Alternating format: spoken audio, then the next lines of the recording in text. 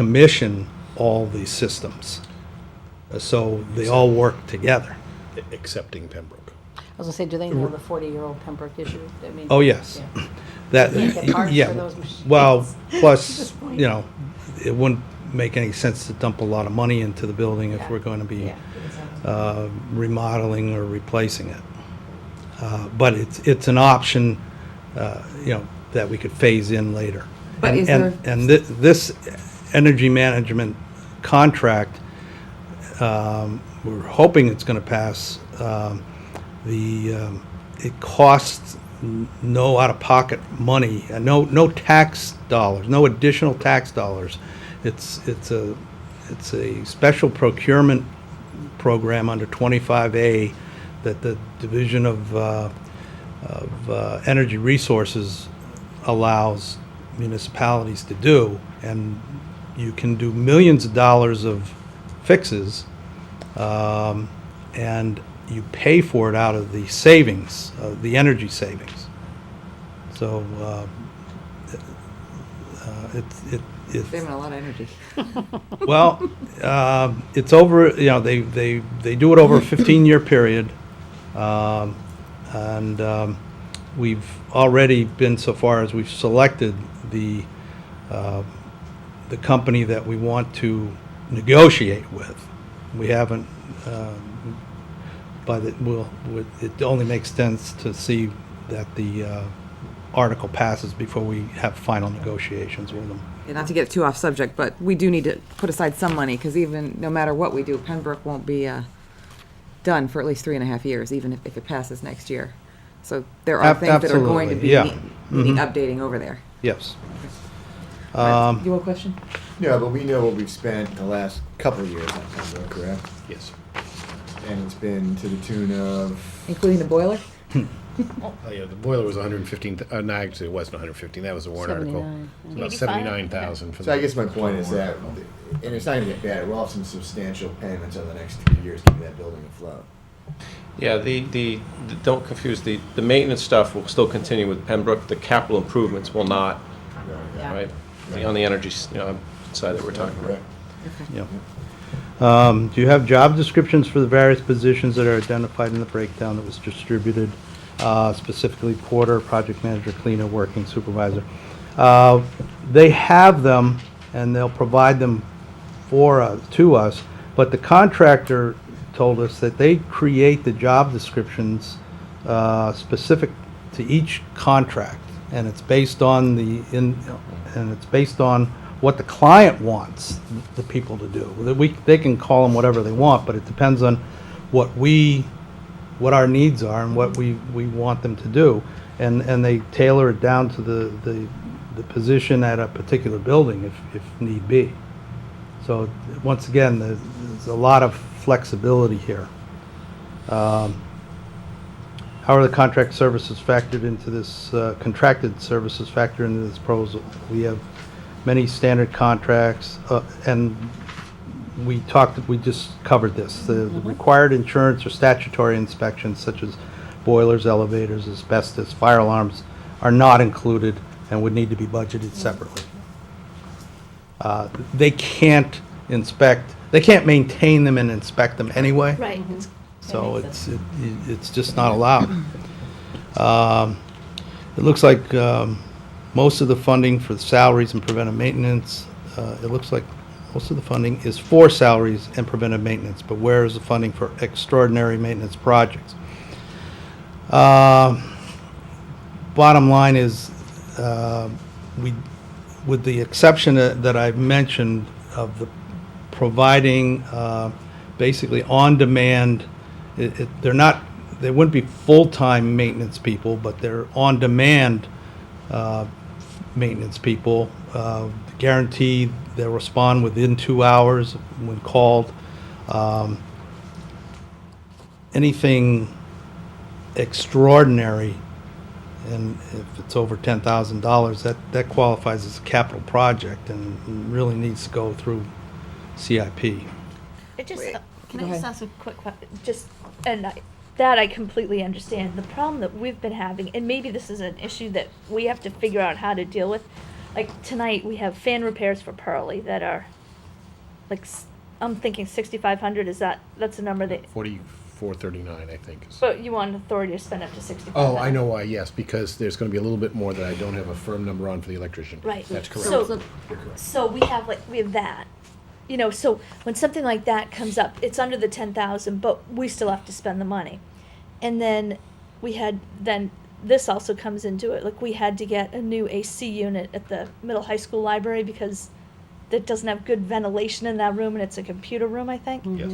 And that was $12,000. So it would be great if we could go to CIP for that, but we have things like this cropping up all the time that we usually fund We have to fund it in ourselves. our Freezing the budget. So that's the So question is, that- would you have a fund?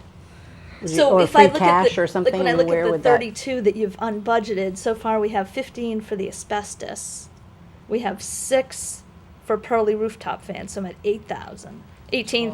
Twelve And for then you. 12 for an AC unit at 30. the middle high school library. So we've chewed it up already. Well, and this is. That's what, you know, this and I is- don't know what I don't know yeah. what the answer is, but that's what ends Well, up this happening. is, Sandy, you can jump in here. When we have those types of problems, like at the safety building, Yep. we go to the FinCom and ask for money from the reserve fund. We don't carry, those, we don't have our own reserve fund. That's the town's reserve fund. So should we? So is that what we should be doing? I guess that's my question. Are we Well, it's are we just- doing ourselves a disservice by just freezing the budget and saying, Making internal Yeah. cuts to pay for those Right. unplanned maintenance issues. Well, the unfortunate thing is that the reserve fund that has been budgeted over the years, Has been late. it's been very light and it just Right. doesn't cover anything, and and it really has been, what the departments don't come to for the reserve fund unless they absolutely can't make do. They make cuts, there are it's not like the departments aren't making cuts to Right. cover some of these costs. I mean, it's when they come up above an extraordinary costs. right? And where, But- what's that threshold, generally? I mean, you get an $80,000 department, and they come up and they've got a problem, a huge problem. It isn't like they have millions of dollars being able to grab money here and there. So, I mean, that's one of the things with the reserve fund. And we understand, I mean, and this is all, do we have a definitive answer for it right now? No, because this is something new that we're gonna be embarking on, and those are issues we're gonna have to take care of. But this is the first step in going forward. And at this point, I think we should just let Mike finish it. Let's go through Yep, all the okay. questions that you guys have, so we can get all the answers out there, then we can have a discussion about some other extraordinary issues. Okay. Number 10, how will time and services be scheduled and by whom? How will this be managed across all departments, and how will tasks be prioritized? The contractors, they have a full-time project manager on site. So any problems, he should find out about them before you do. And Is that the and- working supervisor money? No, it's in addition to the working supervisor. Project, Project manager. Oh, there he is, okay. Yeah. Or is she? Could be she. yeah. They're the main contact person. I mean, it's not like the Army that you have to follow a chain of command, but, I mean, if there's a problem, you can talk right to one of the custodians or the on-site supervisor, but anything as far as scheduling, like if you'd be scheduling summer projects, you want to go through the on-site supervisor. So, because he's got his budget, he knows how many hours he's got, and he can throw resources at. So, we'll have to work that out. The principals of the building can, they certainly want to keep a handle on what's going on in their building, but the administration and the school committee need to know as well. So, but they do have a chain of command, and it would be best on major items to discuss them directly with the on-site supervisor. Number 11, privatization can increase efficiency but cut down on flexibility depending upon the contract. What will the initial term of the contract be? How will performance be measured? Will the contract have a non-funding clause? How many days of full service will the proposal cover? We talked to them about, you know, how the contractors like to do it. For them, the longer the better. That way they can amortize any capital expenses they have, you know, starting up. They're gonna have to buy all new cleaning equipment and machinery. So the longer the contract, the longer they have to write it off, and consequently, the lower the rate that they have to charge us. Being, you know, this is the first time we've ever gone into something like this, you know, we're probably, you know, the comfort level might be for a shorter term. But we could also do something like a 2-year with extensions available. Or, you know, we can go as short as 1 year. That would be the most costly, however. I mean, Right. Or we could do something with performance, with something non-performance and the ability to cancel a contract. And there's a non-funding, right? So, yeah, we're required by law to have Yeah. a non-funding Right. clause in any multi-year contract. But what I liked when I asked them, what about performance measures?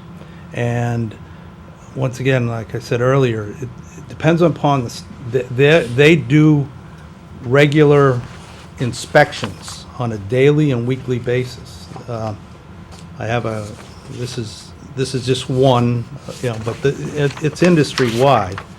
But they'll do, and the neat thing about it is the custodians and the maintenance people have PDAs, and they get their work orders on it, and they punch it in to when they're done. And there's a online record of the work and the maintenance.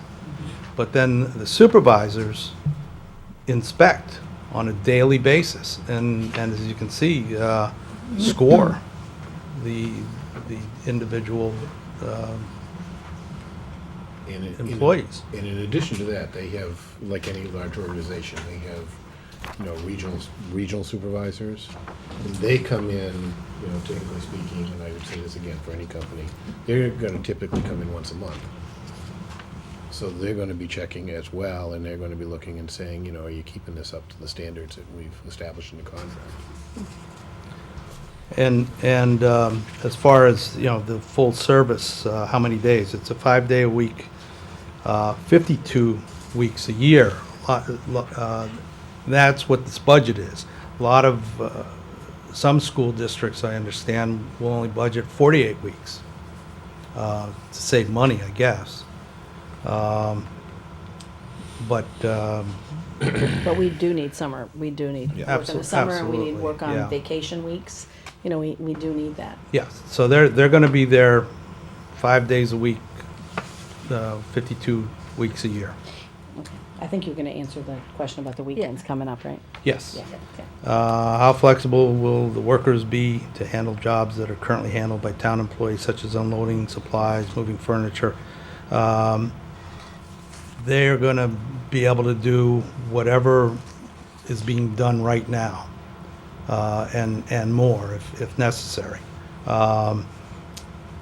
One thing that they, I won't say that out loud, I'll just No, leave don't that. say that out loud, Yeah, please. I'll just leave that for your edification.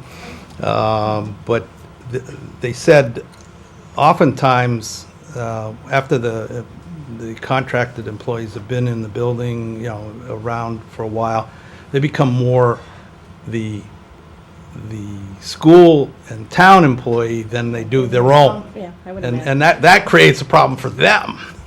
But it's certainly not, it shouldn't be a problem for us. But it's nice to hear.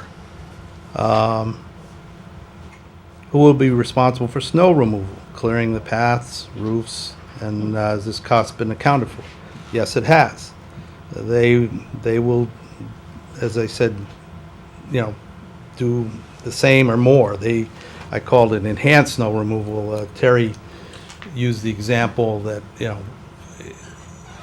if you just got